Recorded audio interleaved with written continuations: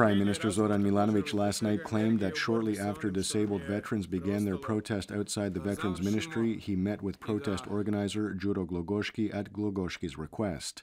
He added that Glogoški had also requested that he not inform the media about the meeting.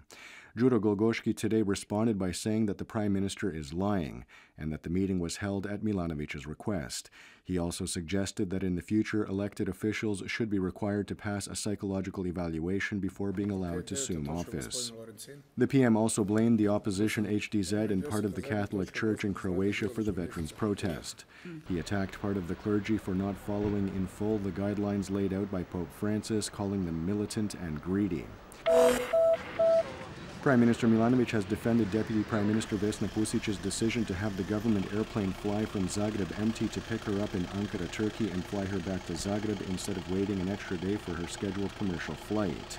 Milanovic said that HDZ ministers had used the government jet more often than his cabinet.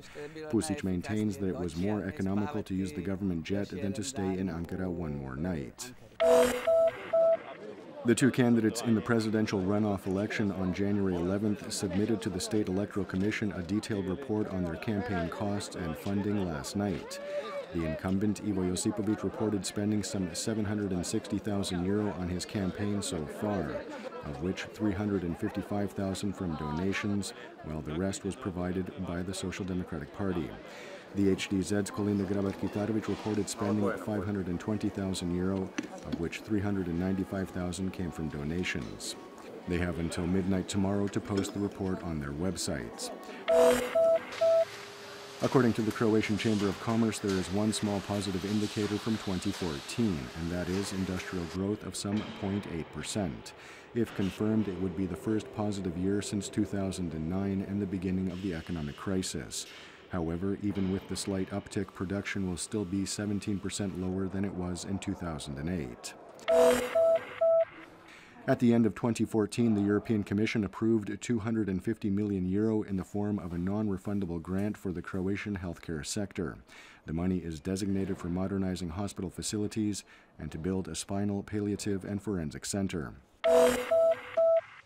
American Michaela Schifrin is the winner of the 10th Snow Queen World Cup slalom race at Zagreb's Mount Sljeme. All four Croatian competitors, Iva Mišak, Saša Tršinski, Matilda Šola, and Leona Popović, finished outside the top 30. The men's race will be held on Tuesday with veteran Ivica Kostelić and 5 other Croatian skiers vying for a place on the podium. Predominantly sunny with some passing cloud cover in the evening that could bring with it some light rain, turning to snow as temperatures drop. Drivers should be wary of black ice. There will be a strong to gale force northerly and northeasterly on the coast. Highs will be between 2 to 7 degrees Celsius inland, 10 to 15 on the Adriatic.